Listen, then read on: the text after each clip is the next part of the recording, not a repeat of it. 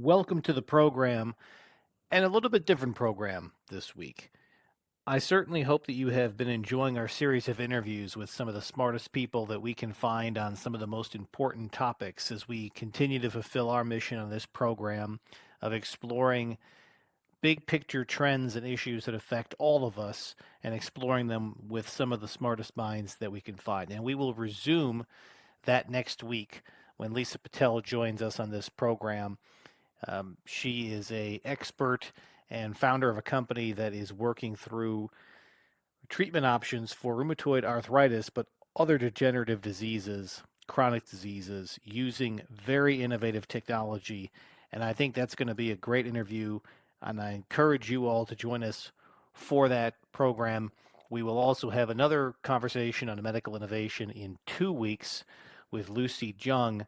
And so those are going to be two great programs coming up that will get us back into the rhythm of speaking with the smartest minds about the most important topics. But I want to take a break from that for this week in particular because it is Memorial Day weekend in the United States. And I know we have a global audience. Not everybody recognizes this particular holiday um, on the day that we do in the US, but almost every country in the world has some variation of our Memorial Day. And because it is meant to be a day of reflection and remembrance of those who served in uniform for the United States of America in one form or another in active duty and who lost their lives in the service of this country, I felt it was important for our program to pause for this particular occasion, this particular week, whenever you may download this show, even if you end up listening to this later in the week of Memorial Day, or if you listen to this show at some point in the future, and perhaps you get the opportunity to pause with me on this show, even if it's days, weeks, months from now. But I do think it's important that we just spend a couple of moments talking about this Memorial Day and the meaning of this day and the meaning of what it is to remember and how important that is for a society, how important that is for a civilization, for a people, for a nation, and why it's important that we do take that moment. Now, for those who are not from the United States, who don't know the history of Memorial Day, there are many tellings of this. Um, but officially, according to the Congressional Research Service, it is a day of reflection and remembrance for those who died while serving in the United States military, and it's observed as part of the National Moment of Remembrance, which encourages all Americans to pause at 3 p.m. for a moment of silence on Memorial Day. And here in the United States, because of an act of Congress, Memorial Day is celebrated on the last Monday of the month of May. And so this year that makes it May 29th, 2023, but it would be the last Monday of any month of May in any year. And the first of these was celebrated, or I should say, observed in 1868, following the Civil War, the American Civil War, which spanned from about 1861 to 1865, in which more than 600,000 service members, both Union and Confederate, lost their lives on battlefields across the United States. And this was originally recognized as Decoration Day. It was a day for the war graves to be decorated with flowers and wreaths and other symbols of remembrance. Of course, flowers would be in bloom in the month of May, and it was a sensible time to do something like that. The practice was pretty widespread on a local basis at that time in the 1800s following that war, and it became official and it became something that the U.S. Uh, made more of a formal observation over time. And of course, we've had many evolutions of how we recognize that day.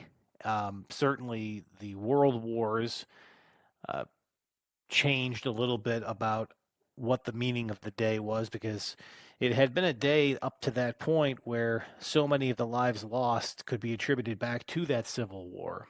And there were a couple of other conflicts along the way. But then with the world wars, we saw huge numbers of additional casualties.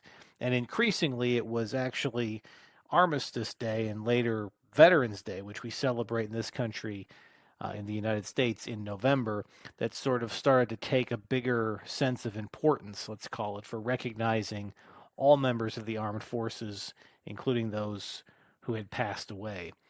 But Memorial Day remains to be a unique holiday. And I just wanted to take a couple of minutes to talk specifically about why I think it's important, and from what I've heard from so many people in this country. And I felt it was very important because I know we have a global audience to share a perspective of just one American, that I am, with those from around the world who try to understand America's customs and cultures and how our people think.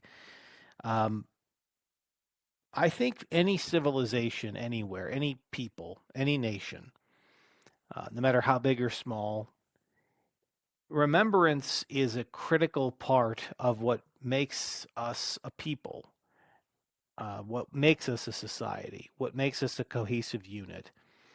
And the service of one's country is a unique form of service, distinct from any other public service that there can be. Not that we don't recognize the incredible sacrifices of local law enforcement, for example, or first responders, medical professionals, teachers, people who work in public service in both white collar and blue collar jobs. All of these are critical. Every one of these public servants deserves our respect, and any of them who would ever lose their lives in the line of their service deserves an enormous amount of gratitude. They and their family should be remembered.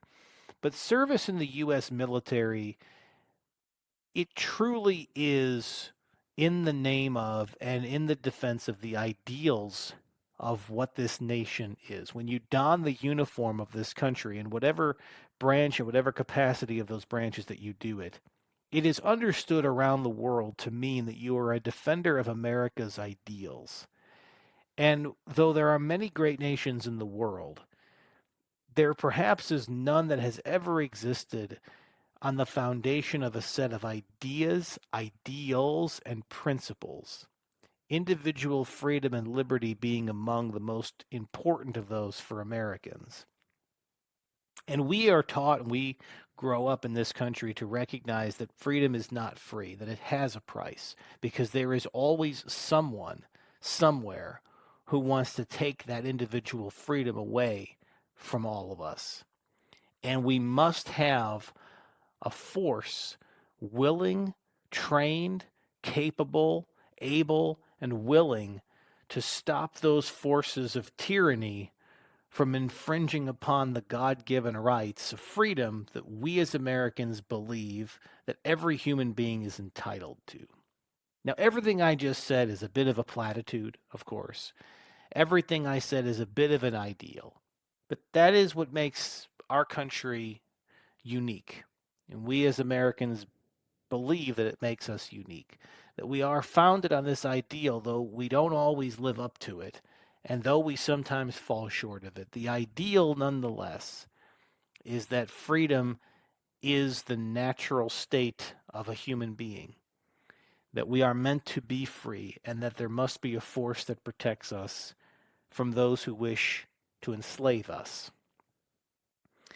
Those who lose their lives in the protection of that fundamental right, they deserve a special place among all the public servants who have lost their lives in the line of duty.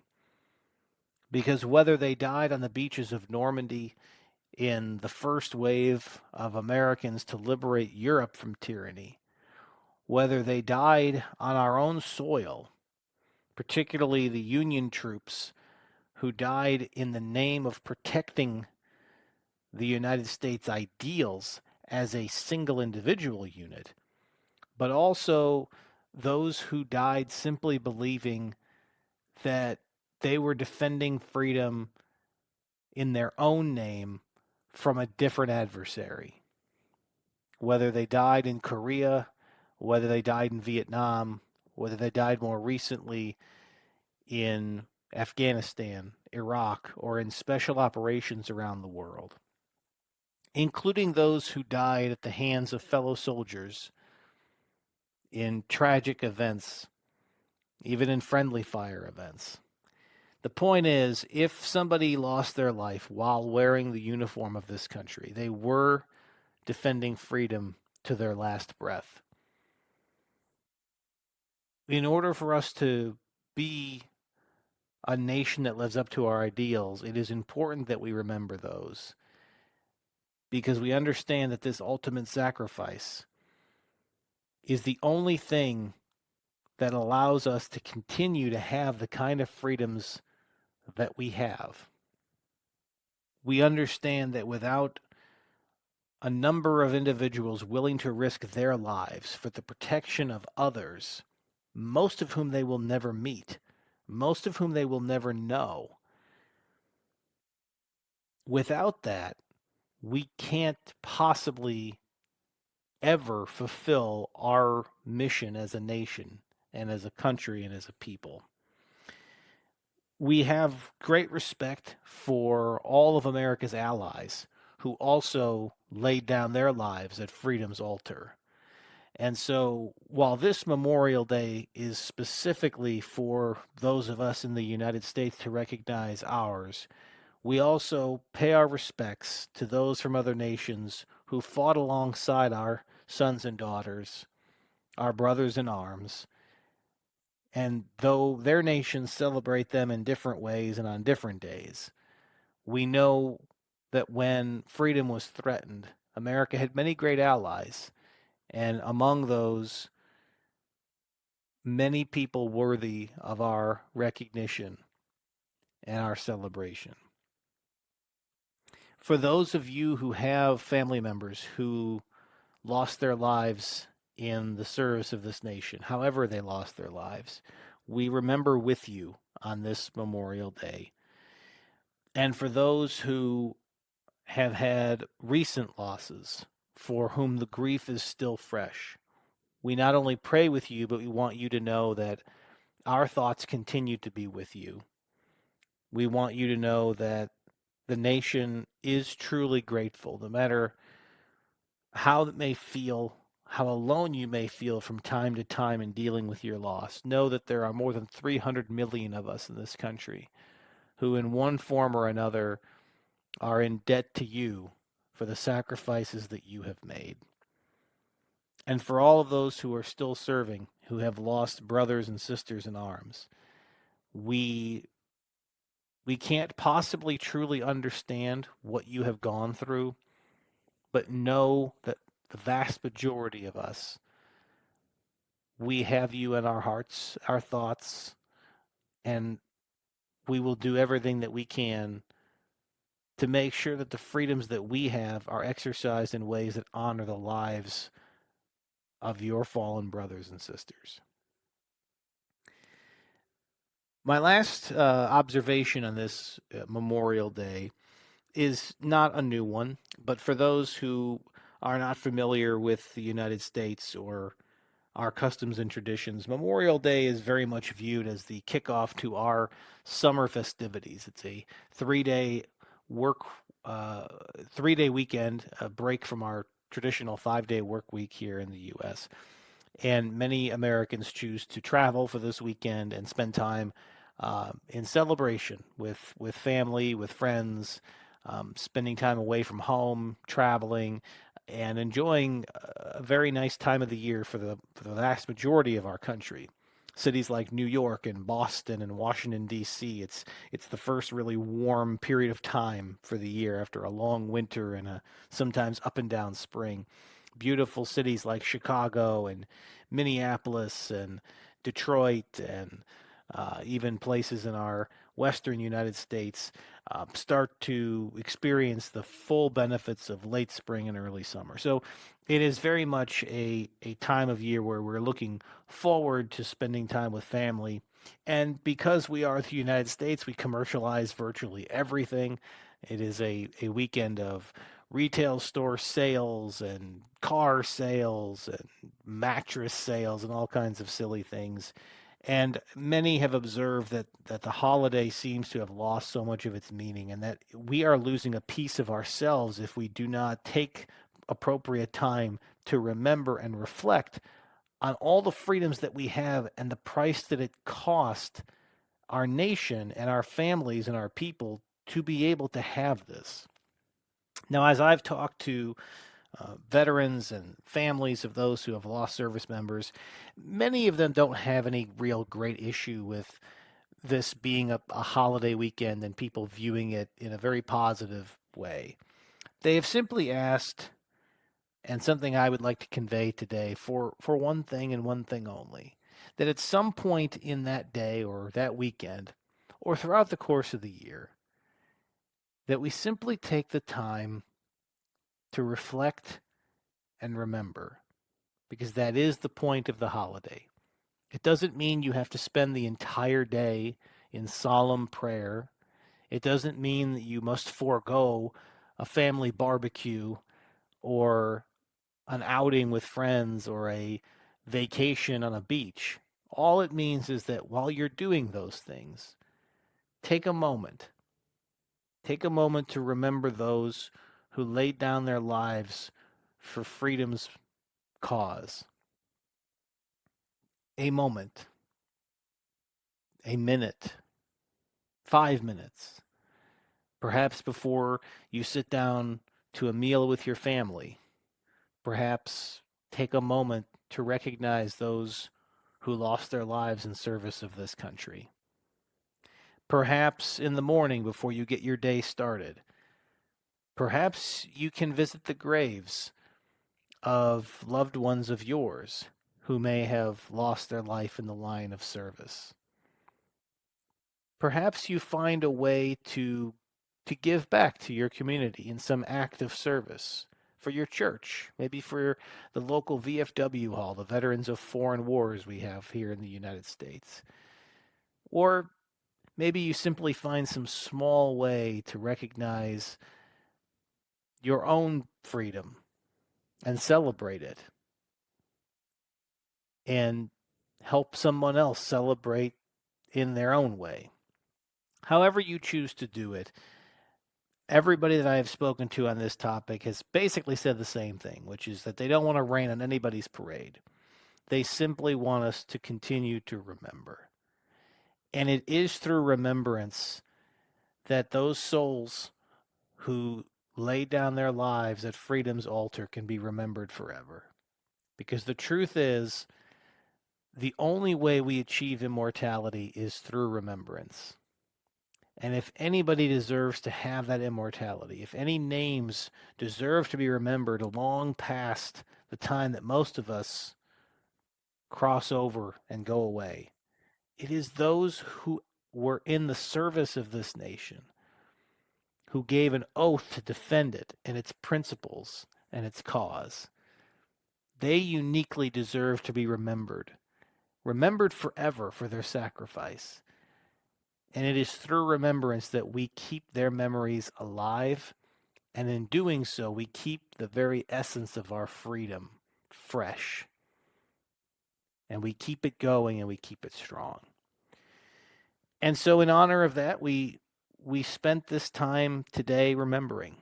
If you listen to this program, that means that you've remembered. And we're remembering together. If there are any particular names of those that you wish to remember, happy to post those on my social media accounts. You can reach out to me at info at brianjmatos.com. I'll be happy to post those names and have others remember with you and with us.